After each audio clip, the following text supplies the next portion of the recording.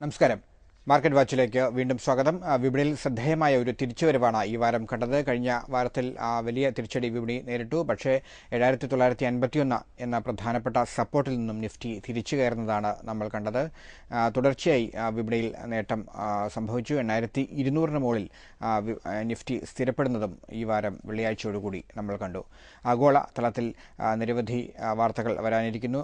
പ്രധാനമായും ഗ്രീസിലെ സാമ്പത്തിക പ്രതിസന്ധി ആഗോള വിപണി ആകാംക്ഷയോടെയാണ് ഉറ്റുനോക്കുന്നത്. ഒപ്പം തന്നെ അമേരിക്കൻ ഫെഡറൽ റിസർവിൻ്റെ യോഗവും ഈ വാരം നിർണായകമായിരുന്നു. അപ്പോൾ അതുപോലെ മാർക്കറ്റ് വാച്ചിൻ്റെ എപ്പിസോഡ് ആരംഭിക്കുന്നു. ഹെഡ്ജ് കിരിയസിൻ്റെ ചീഫ് എക്സിക്യൂട്ടീവ് ഓഫീസറായ എൻ ഭുവനേന്ദ്രനാണ് മാർക്കറ്റ് വാച്ചിൽ ചേരുന്നത്. ഭുവനേന്ദ്രൻ, ആഗോള ഘടകങ്ങൾ നമ്മൾ ആദ്യം പരിശോധിക്കാം. ഒന്ന് ഗ്രീസിലെ പ്രതിസന്ധി, ഒപ്പം തന്നെ അമേരിക്കൻ ഫെഡറൽ റിസർവിൻ്റെ തീരുമാനങ്ങൾ. ഇതെല്ലാം ഏത് തരത്തിലാണ് ഗ്ലോബലി മാർക്കറ്റിനെ ബാധിക്കുന്നത്? അത് ഏതൊക്കെ തരത്തിലായിരിക്കും ഇന്ത്യൻ വിപണിയിൽ സ്വാധീനിക്കുക? സ്വാഭാവികമായിട്ടും ഗ്ലോബൽ ഇഷ്യൂസ് ഇന്ത്യയെ എഫക്റ്റ് ചെയ്യാറുണ്ട്. അതിൽ US ഫെഡറൽ റിസർവ് എടുത്ത ഡിസിഷൻ, ഇപ്പോൾ ഇൻട്രസ്റ്റ് റേറ്റ് ഹൈക്കാണ്, അത് വലിയൊരു ബേർഡനായിട്ട് ഇങ്ങനെ നിലനിൽക്കുകയായിരുന്നു. ഏത് സമയത്തും വരാം. പക്ഷെ വീണ്ടും അത് മാറ്റിവെക്കുന്നു. അത് വളരെ പോസിറ്റീവായിട്ടാണ് ഇന്ത്യൻ മാർക്കറ്റിൽ റിഫ്ലക്ട് ചെയ്തത്. ഗ്രീസ് എപ്പോഴും ഒരു കൺസേൺ തന്നെയാണ്. എല്ലാ വീക്കിലും ഗ്രീസ് ഇഷ്യൂ റേസ് ചെയ്ത് വരും. എന്നാൽ അത് വലിയ പ്രശ്നമില്ലാതെ അങ്ങ് പോകുന്നു എന്നുള്ളതാണ്. അപ്പോൾ പലപ്പോഴും മാർക്കറ്റിന്റെ മൂവ് നിശ്ചയിക്കുന്നത് ഗ്രീസും US ഫെഡറൽ റിസർവ് അവരെടുക്കുന്ന ഡിസിഷൻ തന്നെയാണ് മാർക്കറ്റിന്റെ മൂവ് തീരുമാനിക്കും. ഇമ്മീഡിയറ്റ് ഡയറക്റ്റ് ഇമ്പാക്റ്റ് ഉണ്ടോ എന്ന് ചോദിച്ചാൽ ഇല്ലായിരിക്കാം. പക്ഷേ ഗ്ലോബലി ഇങ്ങനെ വരുന്ന ന്യൂസുകൾ, ഇൻട്രസ്റ്റ് റേറ്റ് ഹൈക്കാണ് കുറച്ച് നാളുകളായിട്ട് നമ്മൾ ഇന്ത്യൻ മാർക്കറ്റ് ഡിസ്കസ് ചെയ്തുകൊണ്ടിരിക്കുന്നതാണ്. ഇൻട്രസ്റ്റ് റേറ്റ് ഹൈക്ക് വരികയാണ്, വീണ്ടും വിഡ്രോവൽ FISന്റെ വരാം എന്നൊരു കൺക്ലൂഷൻ. അങ്ങനെ വരികയാണെങ്കിൽ മാർക്കറ്റ് വീണ്ടും ഡ്രോപ്പ് ഉണ്ടാകാം എന്നാണ് ഒരു വിലയിരുത്തൽ. അതുപോലെ ഗ്രീസ് പ്രതിസന്ധി വരികയാണെങ്കിൽ, യൂറോപ്പ് ക്രൈസിസ് വീണ്ടും വരികയാണെങ്കിൽ അതും ഒരു FISന്റെ വിഡ്രോവലിന് കാരണമാകും. പക്ഷേ നമ്മൾ ശ്രദ്ധിക്കേണ്ട ഒരു കാര്യം, ഈ മാസം ഫ്രൈഡേ വരെ ഏകദേശം 7,300 ക്രോറിനടുത്ത് FIS സെല്ലിംഗ് സൈഡിലാണ്. അതേസമയത്ത് 10,000 ക്രോറിനടുത്ത് ഡൊമസ്റ്റിക് ഇൻസ്റ്റിറ്റ്യൂഷൻ ബൈയിങ് സൈഡിലാണ്. അപ്പോൾ വളരെ ഷാർപ്പായിട്ടുള്ളൊരു സെൽ ഓഫിൽ നിന്നും മാർക്കറ്റിനെ പ്രൊട്ടക്ട് ചെയ്ത് ഇന്ത്യൻ ഇൻസ്റ്റിറ്റ്യൂഷൻ തന്നെയാണ്. വളരെ നാളുകൾക്ക് ശേഷം ഇന്ത്യൻ ഇൻസ്റ്റിറ്റ്യൂഷൻ വളരെ ആക്റ്റീവായി ഇന്ത്യൻ സ്റ്റോക്ക് മാർക്കറ്റിൽ പാർട്ടിസിപ്പേറ്റ് ചെയ്തു. അപ്പോൾ ഈ ആഴ്ചത്തെ ഫിഗർ നമ്മൾ എടുക്കുകയാണെങ്കിൽ തന്നെ 2,900 ക്രോർ നെറ്റ് സെല്ലിംഗ് ആണ് FIS. അതേസമയത്താണ് 4,300 crore domestic institution buying സൈഡിൽ. അപ്പോൾ ഡൊമസ്റ്റിക് ഇൻസ്റ്റിറ്റ്യൂഷൻ്റെ ഒരു ബൈയിങ് സ്ട്രെങ്ത് കൊണ്ടാണ് മാർക്കറ്റിൽ ഇത്ര ഷാർപ്പായിട്ടുള്ള റിക്കവറി വരാനുള്ള റീസൺ. അതിൽ രണ്ട് റീസൺ. ഒന്ന്, റിലയൻസ് വളരെ പോസിറ്റീവായിട്ടുള്ള AGMന് ശേഷം റിലയൻസ് വളരെ പോസിറ്റീവായിട്ടുള്ള ഒരു മൂവ് ഉണ്ടായി. ലാസ്റ്റ് വീക്ക് നമ്മൾ റെക്കമെൻഡ് ചെയ്താണ് റിലയൻസ് ഇൻഡസ്ട്രീസ്. പലപ്പോഴും മാർക്കറ്റ് വാച്ച് ഇൻവെസ്റ്റേഴ്സിന് റെക്കമെൻഡ് ചെയ്ത സ്റ്റോക്കായിരുന്നു. വളരെ ഷാർപ്പായിട്ടുള്ള റിക്കവറി ആ സ്റ്റോക്കിൽ സംഭവിച്ചു. അതുപോലെ മൺസൂണിനെ കുറിച്ചുള്ള, മൺസൂൺ വീണ്ടും ശക്തമാകുന്നു എന്നുള്ള ന്യൂസ് ഇന്ത്യയെ സംബന്ധിച്ച് ഇൻഫ്ലേഷൻ കുറയാനും GDP മെയിൻറ്റെയിൻ ചെയ്യാനും സാധിക്കും എന്നുള്ള ഒരു കൺക്ലൂഷൻ വന്നു. അതിൻ്റെ റിഫ്ലക്ഷനാണ്. അതോടൊപ്പം തന്നെ FIS സെല്ലിംഗ് ആണെങ്കിലും ഡൊമസ്റ്റിക് ഇൻസ്റ്റിറ്റ്യൂഷൻ ബൈയിങ് സൈഡിൽ വന്നത് മാർക്കറ്റിന് ഒരു പരിധി വരെ പ്രൊട്ടക്ട് ചെയ്തു. അപ്പോൾ ഈ ഗ്ലോബൽ ഇഷ്യൂസ് പലപ്പോഴും നമ്മൾ ഡിസ്കസ് ചെയ്യേണ്ട ഒരു പ്രധാന റീസൺ പറയുന്നത്, ഒരു FI ഡ്രിവൺ ആയിട്ടുള്ള മാർക്കറ്റാണ് നമ്മളുടെ. അപ്പോൾ ഗ്ലോബലി ഏതെങ്കിലും ഇഷ്യൂ വരികയാണെങ്കിൽ ഇവരുടെ വിഡ്രോവൽ വരും. അതാണ് ഇന്ത്യ ഫിയർ ചെയ്യുന്നു, അല്ലെങ്കിൽ ഇന്ത്യൻ സ്റ്റോക്ക് മാർക്കറ്റ് ഫിയർ വരുന്നു. അതോടൊപ്പം തന്നെ ഓപ്പറേറ്റർ സെല്ലിംഗ് മോഡിലേക്ക് പോകും. അതിൻ്റെ റിഫ്ലക്ഷനാണ് പലപ്പോഴും ഇപ്പോൾ ലാസ്റ്റ് വീക്ക് പോലും 7,951 വന്നതിന് ശേഷം ആ മേജർ സപ്പോർട്ട് സോൺ 2 പ്രാവശ്യം ടെസ്റ്റ് ചെയ്തതിന് ശേഷം റിക്കവറി വന്നിരിക്കുന്നത്. ഇപ്പോഴും ഒരു ക്രൂഷ്യൽ പോയിന്റിൽ തന്നെയാണ് മാർക്കറ്റിന്റെ ക്ലോസിംഗ് വന്നിരിക്കുന്നത്. ടെക്നിക്കലി നോക്കിയാൽ 1200 മുകളിലാണ് നിഫ്റ്റിയുടെ ക്ലോസിംഗ്. ഇത് ഇനി എങ്ങനെയായിരിക്കും ഒരു പ്രധാനപ്പെട്ട സപ്പോർട്ട്? ഇവിടെ ടെക്നിക്കലി മാർക്കറ്റിന്റെ മൂവ് വളരെ ക്രൂഷ്യൽ മൂവ് തന്നെയാണ്. ഒന്ന്, 8,260, 8,300 എന്ന് പറയുന്ന ഒരു മേജർ റെസിസ്റ്റൻസ് ഏരിയയാണ്. പക്ഷെ ഇപ്പോഴത്തെ സാഹചര്യത്തിൽ ഒരു മേജർ ട്രിഗർ ഇല്ലാതെ ഇത് ബ്രേക്ക് ചെയ്ത് പോകാൻ ബുദ്ധിമുട്ടാണ്. ഒന്നുകിൽ FIS തിരിച്ചു വരണം. FIS സെല്ലിംഗ് മോഡിലാണ് ഈ ഒരു 1 മന്ത് നമ്മൾ എടുക്കുകയാണെങ്കിൽ overall 7,300 crore FIS net selling. Last week ഞാൻ പറഞ്ഞല്ലോ. അപ്പോൾ FISന്റെ ഒരു തിരിച്ചുവരവ്. അപ്പോൾ അതുപോലെ ഡൊമസ്റ്റിക് ഇൻസ്റ്റിറ്റ്യൂഷൻ ബൈയിങ് സൈഡിൽ, 2 ഇൻസ്റ്റിറ്റ്യൂഷനും ബൈയിങ് സൈഡിൽ വരികയും പോസിറ്റീവായിട്ടുള്ള എന്തെങ്കിലും ട്രിഗർ സംഭവിക്കുകയാണെങ്കിൽ മാത്രം മാർക്കറ്റ് 8,300 എന്നുള്ളൊരു മാർക്ക് ബ്രേക്ക് ചെയ്യാം. അടുത്തൊരു മൂവിംഗ് റേഞ്ച് എന്ന് പറയുന്നത് 8,000 ഒരു സപ്പോർട്ട് സോൺ ആയിട്ടും 8,300 to 400 എന്ന് പറയുന്ന ഒരു മേജർ റെസിസ്റ്റൻസ് ആയിട്ടും ഹോൾഡ് ചെയ്യാനാണ് സാധ്യത. അപ്പോൾ ഇമ്മീഡിയറ്റ് നെക്സ്റ്റ് വീക്ക് 8,260, 300 എന്ന് പറയുന്ന ഒരു ക്രൂഷ്യൽ ലെവലാണ്. അപ്പോൾ അത് ബ്രേക്ക് ചെയ്ത് പോകണമെങ്കിൽ ഏതെങ്കിലും മേജർ ആയിട്ടുള്ള ട്രിഗർ, അത് പ്രധാനമായിട്ടും ചിലപ്പോൾ വളരെ ബെറ്ററായി വീണ്ടും മൺസൂൺ വരുന്നു എന്നുള്ള ഒരു ഫോർകാസ്റ്റ് വരികയാണെങ്കിൽ ആ ഒരു ലെവൽ ബ്രേക്ക് ചെയ്യാം. ഓവറോൾ മാർക്കറ്റിൻ്റെ മൊമെൻറ്റം ഇപ്പോൾ പോസിറ്റീവാണ്. പക്ഷേ നമ്മൾ ശ്രദ്ധിക്കേണ്ട ഒരു കാര്യം എന്ന് പറയുന്നത് FISൻ്റെ ഒരു ഹ്യൂജ് സെല്ലിംഗ് തന്നെയാണ്. പക്ഷേ FISൻ്റെ ഹ്യൂജ് സെല്ലിംഗ് വന്നിട്ടും ഇന്ത്യൻ മാർക്കറ്റ് സ്റ്റെബിലൈസ് ചെയ്തു, കൺസോളിഡേറ്റ് ചെയ്തു എന്ന് പറയുന്നത് വളരെ പോസിറ്റീവ് തന്നെയാണ്. 8200 മുകളിലേക്ക് നിഫ്റ്റി എത്തി. പക്ഷേ എല്ലാ സെക്ടറിലും അതിൻ്റെ ഒരു നേട്ടം ഉണ്ടായിട്ടില്ല. പ്രധാനമായിട്ടും ഏതൊക്കെ സെക്ടറിലാണ് നമ്മൾ ശ്രദ്ധിക്കേണ്ടത്? ഇതിൽ ഓട്ടോമൊബൈലിൽ എനിക്കൊന്ന് കുറച്ച് ഫോക്കസ് ചെയ്യുന്നത് നന്നായിരിക്കും. അതിൽ പ്രധാനമായിട്ടും ബജാജ് ഓട്ടോ നല്ലൊരു പിക്കാണ്. അതുപോലെ തന്നെ ടാറ്റ മോട്ടോഴ്സ് ഇപ്പോഴും ഡിസ്കൗണ്ട് വാല്യൂവിൽ സ്റ്റോക്ക് മൂവ് ചെയ്യുന്നു എന്നുള്ളതാണ്. അതുപോലെ മൺസൂൺ പിക്ക് എന്നുള്ള രീതിയിൽ നമുക്ക് എസ്കോർട്സ് നമുക്ക് കൺസിഡർ ചെയ്യാം. വളരെ ബെറ്റർ ആയിട്ടുള്ള മൺസൂൺ വരികയാണെങ്കിൽ എസ്കോർട്സ്, അതുപോലെ തന്നെ മഹീന്ദ്ര ഈ 2 സ്റ്റോക്ക്. ഓട്ടോമൊബൈൽ ഈ സ്റ്റോക്ക് നല്ലതാണ്. ഫാർമ സെക്ടറിൽ അരബിന്ദോ ഫാർമ നല്ലതാണ്. സൺഫാർമ ആ കറക്ഷന് ശേഷം വളരെ ഫെയർ വാല്യൂയിലേക്ക് വന്നിരിക്കുന്നു. റാലീസ് ഇങ്ങനെയുള്ള സ്റ്റോക്കുകളിലേക്ക് എനിക്ക് തോന്നുന്നു ഫോക്കസ് പോകുന്നതെന്നായിരിക്കും. പിന്നെ ബാങ്കിങ് സെക്ടറൊക്കെ തന്നെ പോസിറ്റീവ് തന്നെയാണ്. പക്ഷേ ഞാൻ നേരത്തെ പറഞ്ഞല്ലോ, ശ്രദ്ധിക്കേണ്ട കുറച്ച് കാര്യങ്ങളെന്ന് പറയുന്നത് ഈ ഒരു ക്രൂഷ്യൽ ലെവൽ 8260, 300 എന്ന് പറയുന്ന ലെവൽ ക്രൂഷ്യലാണ്. മാർക്കറ്റിൻ്റെ ടോട്ടൽ ഒരു നെഗറ്റീവ് ടെറിട്ടറിയിൽ നിന്ന് മാർക്കറ്റ് മൂവ് ചെയ്തിട്ടൊന്നുമില്ല. ഇപ്പോൾ ഷോർട്ട് ടൈം മാർക്കറ്റിൽ റിക്കവറി വന്നു എന്നല്ലാതെ ഓവറോൾ ഒരു ഹൈ ബ്രേക്ക് ചെയ്ത് പോകാനുള്ള സ്ട്രെങ്ത് ഒന്നും ഇപ്പോഴും മാർക്കറ്റിനില്ല. അപ്പോൾ ഒരു കോഷ്യസ് അപ്രോച്ച് തന്നെയാണ് മാർക്കറ്റിൽ നല്ലത്. ലോവർ ലെവൽ ഇൻവെസ്റ്റ് ചെയ്താൽ പലപ്പോഴും 8000 ബിലോ പോകുന്ന ഒരു ഡിസ്കൗണ്ട് വാല്യൂ ആണെന്ന് പറയുമ്പോൾ ഇൻവെസ്റ്റേഴ്സ് ഫിയർ ആണ്. എൻ്റെ എക്സ്പീരിയൻസിൽ ഞാൻ മനസ്സിലാക്കുന്നത് എത്ര സ്ട്രോങ് ബൈ റെക്കമെൻഡേഷൻ കൊടുത്താലും ഇൻവെസ്റ്റേഴ്സിന് ഒരു ഫിയർ ആണ്. ഇപ്പോൾ എനിക്കൊന്ന് 410 ടാറ്റ മോട്ടോഴ്സ് വന്നു. പല സ്റ്റോക്കുകളും അങ്ങനെ, എസ്കോർട്സൊക്കെ 100 ബിലോ പോയി. ബാങ്കിങ് സ്റ്റോക്കുകളിലും എല്ലാ സ്റ്റോക്കിലും വളരെ ഷാർപ്പായിട്ടുള്ള കറക്ഷൻ സംഭവിക്കുമ്പോൾ ഇപ്പോൾ ഈവൻ റിലയൻസ് എടുക്കൂ, നമ്മൾ ലാസ്റ്റ് വീക്ക് തന്നെ റെക്കമെൻഡ് ചെയ്തതാണ്. ഈ സ്റ്റോക്കിലൊന്നും ഒരു ബൈയിങ് ഇൻട്രസ്റ്റ് കാണുന്നില്ല. റീറ്റെയിൽ പാർട്ടിസിപ്പേഷൻ ആക്റ്റീവായി വരുന്നില്ല എന്നുള്ളതാണ്. റീറ്റെയിലേഴ്സ് ശ്രദ്ധിക്കേണ്ട ഒരു കാര്യം എന്ന് പറയുന്നത് ഡീപ്പ് ഡിസ്കൗണ്ടിലേക്ക് മാർക്കറ്റ് മൂവ് ചെയ്യുമ്പോൾ ടോട്ടൽ നെഗറ്റീവാണ്. നമ്മൾ അത് എപ്പോഴും ഡിസ്കസ് ചെയ്യുന്ന കാര്യം തന്നെയാണ്. 8000 ബിലോ ഇൻവെസ്റ്റേഴ്സിനെ സംബന്ധിച്ച് വലിയ ഓപ്പർച്യൂണിറ്റി ആയിരുന്നു. നോർമലി മാർക്കറ്റിൽ വളരെ ഷാർപ്പായിട്ടുള്ള ഫോൾ വരുമ്പോൾ അത് സസ്റ്റെയിൻ ചെയ്യാറില്ലായിരുന്നു. ഇപ്പോൾ 8000 ബിലോ 2-3 ദിവസം മാർക്കറ്റ് ആ ലെവലിൽ ട്രേഡ് ചെയ്തു. അപ്പോൾ ഇൻവെസ്റ്റേഴ്സിന് വളരെയധികം ഓപ്പർച്യൂണിറ്റി ഉണ്ടായിരുന്നു ബൈയിങ് നടത്താനായിട്ട്. പക്ഷെ അവിടെ പോലും അവരുടെ പാർട്ടിസിപ്പേഷൻ കുറവാണ്.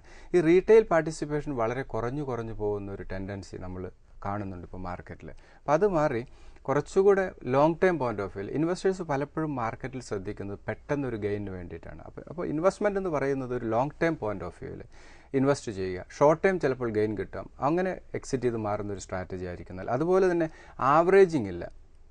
ഇപ്പോൾ നമ്മൾ അഭിലാഷ് ശ്രദ്ധിച്ചാൽ മനസ്സിലാവും, 9000 മുകളിലേക്ക് മാർക്കറ്റ് മൂവ് ചെയ്താൽ ഇൻവെസ്റ്റേഴ്സ് എല്ലാം വളരെ അഗ്രസീവായിട്ട് ബൈയിങ് മോഡിലേക്ക് വരും നമ്മൾ കാണാം. പക്ഷെ അതൊരു സെല്ലിംഗ് പോയിന്റ് ആയിരിക്കും. അത് മാറി എന്തുകൊണ്ട് 8000 ബിലോ പോകുമ്പോൾ റീറ്റെയിൽ പാർട്ടിസിപ്പേഷൻ കൂടുന്നില്ല എന്നുള്ളൊരു ക്വസ്റ്റ്യൻ തന്നെയാണ്. കാരണം ഇൻവെസ്റ്റേഴ്സിൻ്റെ കോൺഫിഡൻസ് പോവുകയാണ്. അപ്പോൾ പലപ്പോഴും വാല്യുവേഷൻ ഫെയർ ആകുമ്പോൾ ഒരു സെല്ലിംഗ് പോയിന്റ് എന്ന് പറയുന്നത് വാല്യുവേഷൻ തന്നെയാണ്. അപ്പോൾ ബൈയിങ് പോയിന്റും വാല്യുവേഷൻ തന്നെ. റീറ്റെയിലേഴ്സ് ശ്രദ്ധിക്കേണ്ട ഒരു കാര്യം എന്ന് പറയുന്നത് ഈ വാല്യുവേഷൻ വളരെ ഇമ്പോർട്ടൻസ് ഉണ്ട് ഓരോ സ്റ്റോക്കിൻ്റെയും. അപ്പോൾ എന്ത് പ്രൈസിലും നമ്മൾ ഡിസ്കൗണ്ട് സെയിൽ നടക്കുമ്പോൾ നമ്മൾ അഗ്രസീവായിട്ട് ബൈയിങ് സൈഡിലേക്ക് പോകും. പക്ഷേ സ്റ്റോക്ക് മാർക്കറ്റിൽ അത് കാണുന്നില്ല. അപ്പോൾ അത് ശ്രദ്ധിക്കേണ്ട ഒരു കാര്യമാണ്. 8000 ബിലോ അഗെയിൻ മാർക്കറ്റ് പോവുകയാണെങ്കിൽ ഫണ്ടമെൻ്റലി വളരെ സൗണ്ട് ആയിട്ടുള്ള സ്റ്റോക്ക് ഇൻവെസ്റ്റ് ചെയ്യുക. ഇപ്പോൾ റിലയൻസ് ഒക്കെ അതിനകത്ത് എക്സാമ്പിൾ തന്നെയാണ്. എത്രയോ നാളത്തെ പേഷ്യൻസിന് ശേഷമാണ് റിക്കവറി സംഭവിച്ചത്. പല സ്റ്റോക്കുകളും സ്റ്റേറ്റ് ബാങ്ക് ഓഫ് ഇന്ത്യ ഇപ്പോഴും ഡിസ്കൗണ്ട് വാല്യൂവിൽ മൂവ് ചെയ്യുകയാണ്. പല സ്റ്റോക്കുകൾ ടാറ്റ സ്റ്റീൽ 300 റുപ്പീസിന് പോകുന്നു. അതുപോലെ എസ്കോർട്സ്, അതുപോലെ തന്നെ ടാറ്റ മോട്ടോഴ്സ് 440 ലെവലിൽ പോകുന്നു. അപ്പോൾ ഇതൊക്കെ തന്നെ അടുത്തൊരു ജനറേഷൻ സ്റ്റോക്കാണ്. അതുപോലെ Sun Pharma fair value, Aurobindo Pharma, അതിൽ ടെക് മഹീന്ദ്ര 2 ക്വാർട്ടർ റിസൾട്ട് മോശമായതുകൊണ്ടാണ് IT സെക്ടറിലൊക്കെ തന്നെ ഇത്രത്തോളം ഫോൾ വരാനുള്ള കാരണം. അതൊരു ബൈയിങ് ഓപ്പർച്യൂണിറ്റിയാണ്. അത് ഇൻവെസ്റ്റേഴ്സ് ശ്രദ്ധിക്കുക. ഫണ്ടമെൻ്റലി സൗണ്ട് ആയിട്ടുള്ള സ്റ്റോക്കിലേക്ക് ഇൻവെസ്റ്റ്മെൻറ്റ് ഫോക്കസ് പോവുക, ലോങ് ടൈം പോയിന്റ് ഓഫ് വ്യൂയിലൂടെ. കാരണം എന്താണെന്ന് വെച്ചാൽ ഇപ്പോഴത്തെ ഓവറോൾ ഇന്ത്യൻ ഇക്കണോമി നല്ല ഷേപ്പിലാണ് മൂവ് ചെയ്യുന്നത്. ഞാൻ എപ്പോഴും പറയുന്ന ഗവൺമെൻറ് ഉണ്ട്, GDP ബെറ്ററാണ്, ഇൻഫ്ലേഷൻ ബെറ്ററാണ്, മൺസൂൺ കൂടി ബെറ്ററായി FIs ഇന്ത്യൻ മാർക്കറ്റിലേക്ക് തിരിച്ചു വരുന്ന ഒരു സാഹചര്യം വരികയാണെങ്കിൽ വളരെ ഷാർപ്പായിട്ടുള്ള ഒരു അപ് മൂവ് നമ്മൾക്ക് മാർക്കറ്റിൽ പ്രതീക്ഷിക്കാം. ഓക്കെ, ഈ വാരം ലഭിച്ച കത്തുകളിലേക്ക് നമുക്ക് പോകാം. അതിനുമുമ്പ് ഒരു ചെറിയ ഇടവേള.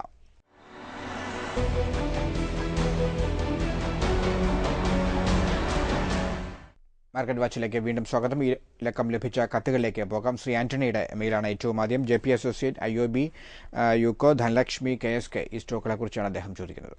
ഈ സ്റ്റോക്കുകളൊന്നും അത്രത്തോളം ഫണ്ടമെൻ്റലി സൗണ്ട് അല്ല. അതുകൊണ്ട് തന്നെ ഇതിൻ്റെ വാല്യുവേഷൻ വളരെ താഴെയാണ്. ഇതിൽ JP അസോസിയേറ്റ്സ് ഒരു ഹ്യൂജ് ഡെറ്റ് ഈ കമ്പനിയിലുണ്ട്. ലാസ്റ്റ് വീക്ക് സ്റ്റോക്കിൽ വളരെ ഷാർപ്പായിട്ടുള്ള റിക്കവറി നമ്മൾ കണ്ടതാണ്. ആ സ്റ്റോക്കിൽ ഇപ്പോഴും റിസ്ക് നിലനിൽക്കുന്നു എന്നുള്ളതാണ്. അഗെയിൻ 10 and 7 2 സപ്പോർട്ട് ലെവലാണ്. ലാസ്റ്റ് വീക്കും ഈ സ്റ്റോക്ക് ബിലോ 8 റുപ്പീസിലേക്ക് മൂവ് ചെയ്തതാണ്. ഒരു ഫണ്ടമെൻ്റലി സൗണ്ട് ആണെങ്കിൽ ഒരു ഇൻവെസ്റ്റ്മെൻറ്റ് പോയിന്റ് ഓഫ് വ്യൂവിൽ ഈ സ്റ്റോക്കിൽ ഇൻവെസ്റ്റ്മെൻറ്റ് അഡ്വൈസബിൾ. ട്രേഡിംഗ് പ്രോസ്പെക്റ്റീവിൽ വേണമെങ്കിൽ അത് കൺസിഡർ ചെയ്യാം. 16 ആണ് ഒരു മേജർ റെസിസ്റ്റൻസ്. കാരണം വലിയ ഹ്യൂജ് ഡെറ്റ് ഈ കമ്പനിയെ ഹോൾഡ് ചെയ്യുന്നുണ്ട്. ദെൻ ഇന്ത്യൻ ഓവർസീസ് ബാങ്ക് ആണ്, സെയിം തന്നെ ഈ ബാങ്കിങ് സെക്ടറിൽ പെർഫോം ചെയ്യാത്തൊരു ബാങ്കാണ്. അഗൈൻ 34 and 24 ഉണ്ട് സപ്പോർട്ട് ലെവലാണ്. 50 ആണ് ഒരു major resistance. Then Dhanlaxmi bank, അതും ഒരു പ്രശ്നത്തിൽ നിൽക്കുന്ന ബാങ്ക് തന്നെയാണ്. എനിക്ക് തോന്നുന്നത് ഇപ്പോഴത്തെ രീതിയിൽ എത്രയോ നല്ല ബാങ്കിങ് സ്റ്റോക്കുകൾ അവൈലബിൾ ആണ്. ധനലക്ഷ്മി ബാങ്കിനേക്കാളും കുറച്ചും കൂടെ ബെറ്റർ സൗത്ത് ഇന്ത്യൻ ബാങ്കിലേക്ക് ഫോക്കസ് പോകുന്നതായിരിക്കും. ധനലക്ഷ്മി ബാങ്ക് 28 and 20 രണ്ട് സപ്പോർട്ട് ലെവലാണ്. 40 ആണ് ഒരു മേജർ റെസിസ്റ്റൻസ്. അദ്ദേഹം കുറച്ചുകൂടെ ഫണ്ടമെന്റലി സൗണ്ടായ ഫ്രണ്ട് റൺ സ്റ്റോക്കിലേക്ക് ഫോക്കസ് പോകുന്നത് നന്നായിരിക്കും. പക്ഷേ ഇപ്പോഴത്തെ രീതിയിൽ ഈ സ്റ്റോക്ക് വിറ്റുമാറേണ്ട ആവശ്യമില്ല. അടുത്തൊരു മാർക്കറ്റിൽ റൈഡ് സംഭവിക്കുകയാണെങ്കിൽ ഈ സ്റ്റോക്ക് എക്സിറ്റ് ചെയ്ത് കുറച്ചുകൂടെ ബെറ്റർ ആയിട്ടുള്ള ഫ്രണ്ട് റൺ സ്റ്റോക്കിലേക്ക് ഫോക്കസ് പോകുന്നതായിരിക്കും നല്ലത്. അടുത്ത മെയിലേക്ക് പോകാം. Shri Bijo Davis, State Bank of India, J K tyre, Ashok Leyland, South Indian bank and NMDC. ഈ സ്റ്റോക്ക് ഫണ്ടമെന്റലി എല്ലാ സ്റ്റോക്കും വളരെ സൗണ്ടാണ്. State Bank of India again 240 and 224 ഈ രണ്ട് ലെവൽ മറ്റ് റീറ്റെയിൽ ഇൻവെസ്റ്റേഴ്സിനും ഈ ലെവലിലേക്ക് സ്റ്റേറ്റ് ബാങ്ക് ഓഫ് ഇന്ത്യ വരികയാണെങ്കിൽ ഇൻവെസ്റ്റ്മെന്റിന് പരിഗണിക്കാം. 300 ആണ് സ്റ്റോക്കിൽ ഒരു മേജർ റെസിസ്റ്റൻസ് ആണ്. ഫണ്ടമെന്റലി വളരെ സൗണ്ടാണ്. ഇന്ത്യയുടെ ഗ്രോത്ത് ഞാൻ എപ്പോഴും പറയാറുണ്ട്, അത് സ്റ്റേറ്റ് ബാങ്ക് ഓഫ് ഇന്ത്യ ഇല്ലാതെ അത് പൂർത്തിയാക്കാൻ സാധിക്കില്ല. അതുകൊണ്ട് തന്നെ സ്റ്റേറ്റ് ബാങ്ക് ഓഫ് ഇന്ത്യയുടെ ഓരോ കറക്ഷനും അത് നമ്മുടെ പോർട്ട്ഫോളിയോയിൽ കൊണ്ടുവരുന്നത് നന്നായിരിക്കും. ദെൻ ജെ കെ ടയർ ആണ്, വളരെ ഫെയർ വാല്യൂലാണ് സ്റ്റോക്ക് മൂവ് ചെയ്യുന്നത്. അഗെയിൻ അടുത്തൊരു കറക്ഷൻ, കുറച്ചുകൂടെ കറക്ഷനുള്ള സാധ്യതയുണ്ട്. 80 and 68 രണ്ട് സപ്പോർട്ട് ലെവലാണ്. 68 വരാനുള്ള പോസിബിലിറ്റി വളരെ കുറവാണ്. 80 ഒരു മേജർ സപ്പോർട്ട് ലെവലായിട്ട് ഹോൾഡ് ചെയ്യുന്നു. ആ ലെവൽ വരുമ്പോൾ ഇൻവെസ്റ്റ്മെന്റിന് അഗെയിൻ അദ്ദേഹത്തിന് പരിഗണിക്കാം. 120 ആണ് സ്റ്റോക്കിൽ. ഇമ്മീഡിയറ്റ് ഒരു മൈനർ റെസിസ്റ്റൻസ് ആണ്. മാർക്കറ്റിൽ വളരെ ഷാർപ്പായുള്ള മൂവ് വരികയാണെങ്കിൽ 120 ജെ കെ ടയർ ബ്രേക്ക് ചെയ്ത് പോകാനുള്ള സാധ്യതയും വളരെ കൂടുതലാണ്. ദെൻ അശോക് ലേലാൻഡ് ആണ്, ഫണ്ടമെന്റലി വളരെ സൗണ്ടാണ്. 64 ഒരു ഇമ്മീഡിയറ്റ് സപ്പോർട്ട് ലെവലാണ്. ആ ലെവൽ ലാസ്റ്റ് വീക്കൊക്കെ വന്നിരുന്നു. ആ ഒരു ലെവൽ ഇൻവെസ്റ്റ്മെന്റിന് പരിഗണിക്കാം. ദെൻ 57 രണ്ട് സ്റ്റേജ് ആയിട്ട് അശോക് ലേലാൻഡിൽ ഇൻവെസ്റ്റ്മെന്റ് അഡ്വൈസബിൾ ആണ്. 75 ആണ് സ്റ്റോക്കിൽ. ഒരു മേജർ റെസിസ്റ്റൻസ് ആണ് 75 ലെവലിലേക്ക് വരികയാണെങ്കിൽ എക്സിറ്റ് ചെയ്ത് മാറുക. വീണ്ടും ഒരു റീ എൻട്രി ചെയ്യുന്ന സ്ട്രാറ്റജി ആയിരിക്കും നല്ലത്. ദെൻ NMDC ആണ്, 110 100 രണ്ട് സപ്പോർട്ട് ലെവലാണ്. ഫണ്ടമെന്റലി സൗണ്ട് ആണ്. മൊമെന്റം കുറച്ച് നെഗറ്റീവാണ് ഇപ്പോൾ. എന്നാലും ലോങ് ടൈം പോയിന്റ് ഓഫ് വ്യൂവിൽ ഇൻവെസ്റ്റ്മെന്റിന് പരിഗണിക്കാവുന്ന ഒരു സ്റ്റോക്ക് തന്നെയാണ്. 140 ആണ് സ്റ്റോക്കിൽ ഇമ്മീഡിയറ്റ് വരാവുന്ന റെസിസ്റ്റൻസ്. ഇദ്ദേഹത്തിന്റെ സ്റ്റോക്കുകളെല്ലാം State Bank of India, J K tyre, Ashok Leyland, South Indian Bank, NMDC ഈ സ്റ്റോക്ക് അടുത്ത കറക്ഷനോടുകൂടി ഈ ലെവൽ വരുമ്പോൾ ഇൻവെസ്റ്റ്മെന്റിന് അഗൈൻ പരിഗണിക്കാവുന്ന ഫണ്ടമെന്റൽ വളരെ സൗണ്ടായിട്ടുള്ള സ്റ്റോക്ക് തന്നെയാണ്. അടുത്ത കത്ത് ശ്രീ ഗഫൂറിന്റെയാണ്. JSPL, ടാറ്റ സ്റ്റീൽ, വണ്ടർല ഈ സ്റ്റോക്കുകളെ കുറിച്ചാണ് അദ്ദേഹം ചോദിക്കുന്നത്. ഇതിൽ ജിൻഡാൽ സ്റ്റീൽ ആൻഡ് പവർ ഇൻവെസ്റ്റേഴ്സിന് ഒരു ഹ്യൂജ് നഷ്ടം. കോളിന്റെ ബാൻ, അതിനുശേഷം റിസൾട്ട് മോശം, ലാസ്റ്റ് ക്വാർട്ടർ റിസൾട്ട് മോശമായിരുന്നു. അതുപോലെ ഓവറോൾ മെറ്റൽ സെക്ടറിൽ ഉണ്ടായിരിക്കുന്ന ചൈനയുടെ ചെറിയ സ്ലോ ഡൗൺ, ഗ്ലോബലി വന്നിരിക്കുന്ന ഒരു സെൽ ഓഫ്, അതൊക്കെ തന്നെ ജിൻഡാൽ സ്റ്റീലിനെയും ടാറ്റ സ്റ്റീലിനെയും ഒക്കെ ഹോണ്ട് ചെയ്തുകൊണ്ടിരിക്കുകയാണ്. ഇപ്പോഴത്തെ ഒരു ഫ്രഷ് ബൈ അഡ്വൈസബിൾ അല്ല, പക്ഷേ കുറച്ചുകൂടെ പേഷ്യൻസ് ജിൻഡാൽ സ്റ്റീൽ ആൻഡ് പവറിൽ കാണിക്കുക. 90 and 82 രണ്ട് സപ്പോർട്ട് ലെവലാണ്. 120 ആണ് സ്റ്റോക്കിൽ ഇമ്മീഡിയറ്റ് വരാവുന്ന ഒരു റെസിസ്റ്റൻസ്. ദെൻ ടാറ്റ സ്റ്റീലാണ്. ഇപ്പോഴത്തെ വാല്യുവേഷൻ ഫെയർ ആണ്. അഗൈൻ 290 ലെവലിലേക്ക് സ്റ്റോക്ക് മൂവ് ചെയ്യുകയാണെങ്കിൽ ഫസ്റ്റ് സ്റ്റേജ് ആയിട്ടുള്ള ഇൻവെസ്റ്റ്മെന്റ്. ദെൻ 274 രണ്ട് സ്റ്റേജായി ടാറ്റ സ്റ്റീലിൽ കുറച്ച് ഇഷ്യൂ നിലനിൽക്കുന്നുണ്ട് സ്റ്റോക്കിൽ, പ്ലാന്റിൽ. എനിക്കൊന്ന് അത് ചിലപ്പോൾ തിരിച്ചു വരാനുള്ള ഒരു പോസിബിലിറ്റി വളരെ കൂടുതൽ തന്നെയാണ്. അതുകൊണ്ട് ഇൻവെസ്റ്റ്മെന്റിന് ഈ സ്റ്റോക്ക് പരിഗണിക്കാം. വാല്യുവേഷൻ വളരെ ഫെയർ വാല്യൂലാണ് സ്റ്റോക്ക് മൂവ് ചെയ്യുന്നത്. 340 ആണ് ഇമ്മീഡിയറ്റ് വരാവുന്ന റെസിസ്റ്റൻസ്. ദെൻ വണ്ടർലയാണ്, ഫണ്ടമെന്റലി വളരെ സൗണ്ടാണ്. ഇൻവെസ്റ്റ്മെന്റിന് പരിഗണിക്കാം. നമ്മൾക്കൊക്കെ തന്നെ വളരെ ഫെമിലിയർ ആയിട്ടുള്ള കമ്പനിയാണ് മലയാളികളെ സംബന്ധിച്ച്. 240 and 220 രണ്ട് സപ്പോർട്ട് ലെവലായിട്ട് പരിഗണിക്കുക. ലോങ് ടൈം പോയിന്റ് ഓഫ് വ്യൂവിൽ വളരെ സേഫ് ആയിട്ടുള്ള ഒരു സ്റ്റോക്ക് തന്നെയാണ്. എല്ലാ ക്വാർട്ടറും വളരെ ബെറ്റർ ആയിട്ടുള്ള റിസൾട്ട് അനൗൺസ് ചെയ്യുന്നു. അത് തന്നെയാണ് ഇതിന്റെ പോസിറ്റീവ്. 270 ആണ് സ്റ്റോക്കിൽ ഇമ്മീഡിയറ്റ് ഒരു റെസിസ്റ്റൻസ്. അതൊരു മൈനർ റെസിസ്റ്റൻസ് ആണ്. മാർക്കറ്റ് മൊമെന്റം പോസിറ്റീവായി കണ്ടിന്യൂ ചെയ്യുകയാണെങ്കിൽ 270 ബ്രേക്ക് ചെയ്യാനുള്ള പോസിബിലിറ്റിയും കൂടുതലാണ്. ഇതിൽ രണ്ട് ഇൻവെസ്റ്റ്മെന്റ് പരിഗണിക്കാവുന്ന സ്റ്റോക്ക്, ഒന്ന് ടാറ്റ സ്റ്റീലും വണ്ടർലയും. ഈ കറന്റ് ലെവൽ അതല്ലെങ്കിൽ അടുത്ത കറക്ഷനോടുകൂടി ഇൻവെസ്റ്റ്മെന്റിന് പരിഗണിക്കാം.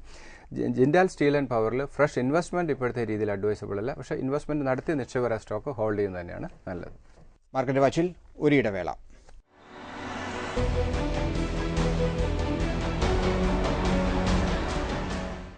മാർക്കറ്റ് വാച്ചിലേക്ക് വീണ്ടും സ്വാഗതം. ശ്രീ ബിനോയുടെ കത്താണ്. അതിൽ തിരഞ്ഞെടുക്കപ്പെട്ട ചില സ്റ്റോക്കുകളാണ് പരിശോധിക്കുന്നത്. പ്രധാനമായും Canara Bank, Snowman, Sintex and Golden Tobacco. ഇതിൽ കാനറ ബാങ്ക് ഇപ്പോഴത്തെ വാല്യുവേഷൻ ഫെയർ വാല്യൂലാണ് മൂവ് ചെയ്യുന്നത്. 270 250 രണ്ട് സപ്പോർട്ട് ലെവലാണ്. 340 ആണ് സ്റ്റോക്കിൽ ഇമ്മീഡിയറ്റ് വരാവുന്ന resistance. Then snowman current level investment advisable ആണ്. 85 ഇമ്മീഡിയറ്റ് സപ്പോർട്ട് ലെവലാണ്. ബ്രേക്കാണ് 73. 2 സ്റ്റേജ് ആയിട്ട് ഈ സ്റ്റോക്കിൽ എക്സ്പോഷർ അഡ്വൈസബിൾ ആണ്. അടുത്തൊരു ഫ്യൂച്ചർ ബിസിനസ്സായിട്ട് ടേൺ ചെയ്ത് വരേണ്ട ഒരു കമ്പനിയാണ്. അതുകൊണ്ട് തന്നെ ഇപ്പോഴും ഒരു ഡിസ്കൗണ്ട് വാല്യൂവിലാണ് സ്റ്റോക്ക് മൂവ് ചെയ്യുന്നത്. അതുകൊണ്ട് ഇൻവെസ്റ്റ്മെൻറ്റിന് പറയുകയാണെങ്കിൽ 105 ആണ് സ്റ്റോക്കിൽ ഇമ്മീഡിയറ്റ് വരാവുന്ന ഒരു മേജർ റെസിസ്റ്റൻസ് ആണ്. ദെൻ സിൻടെക്സ് ഇൻവെസ്റ്റ്മെൻറ്റിന് പരിഗണിക്കുക. 95 ആൻഡ് 82 2 സപ്പോർട്ട് ലെവലാണ്. 115 ആണ് സ്റ്റോക്കിൽ ഇമ്മീഡിയറ്റ് വരാവുന്ന റെസിസ്റ്റൻസ്. ദെൻ ഗോൾഡൻ ടുബാക്കോ, ഇദ്ദേഹത്തിൻ്റെ ക്വസ്റ്റ്യൻ, ഈ സ്റ്റോക്കിൽ further investment current level advisable അല്ല. കുറച്ചുകൂടെ പേഷ്യൻസ്, ഇപ്പോൾ എന്തായാലും അദ്ദേഹം ഇൻവെസ്റ്റ് ചെയ്തു, ഈ സ്റ്റോക്ക് കുറച്ചുകൂടെ പേഷ്യൻസ് കാണിക്കുക. ഫ്രഷ് ഇൻവെസ്റ്റ്മെൻറ്റ് കുറച്ചുകൂടെ മാർക്കറ്റിൽ കറക്ഷൻ സംഭവിക്കുകയാണെങ്കിൽ മാത്രം ഇൻവെസ്റ്റ് ചെയ്യുന്നതായിരിക്കും നല്ലത്. 30 ആൻഡ് 22 2 സപ്പോർട്ട് ലെവലാണ്. 60 ആണ് സ്റ്റോക്കിൽ ഇമ്മീഡിയറ്റ് വരാവുന്ന റെസിസ്റ്റൻസ്. വോളറ്റിലിറ്റി കൂടാനുള്ളൊരു സാധ്യതയാണ്. അതുകൊണ്ട് ഫ്രഷ് ഇൻവെസ്റ്റ്മെൻറ്റ് ഗോൾഡൻ ടുബാക്കോയിൽ കറണ്ട് ലെവൽ അഡ്വൈസബിൾ അല്ല. മാർക്കറ്റ് വാച്ചിന് ലക്കം അവസാനിക്കുന്നു. വിപണി സംബന്ധിച്ച നിങ്ങളുടെ സംശയങ്ങൾ investment@asiannews.in എന്ന ഇമെയിൽ വിലാസത്തിൽ അയയ്ക്കുക. ഹെഡ്ജ് ഗ്രീസിന്റെ ചീഫ് എക്സിക്യൂട്ടീവ് ഓഫീസർ എൻ ഭുവനേന്ദ്രനാണ് മാർക്കറ്റ് വാച്ചിലൂടെ നിങ്ങളുടെ സംശയങ്ങൾക്ക് മറുപടി നൽകുന്നത്. മാർക്കറ്റ് വാച്ചിന് അടുത്തയാഴ്ച ഇതേ ദിവസം ഇതേ സമയം. നമസ്കാരം.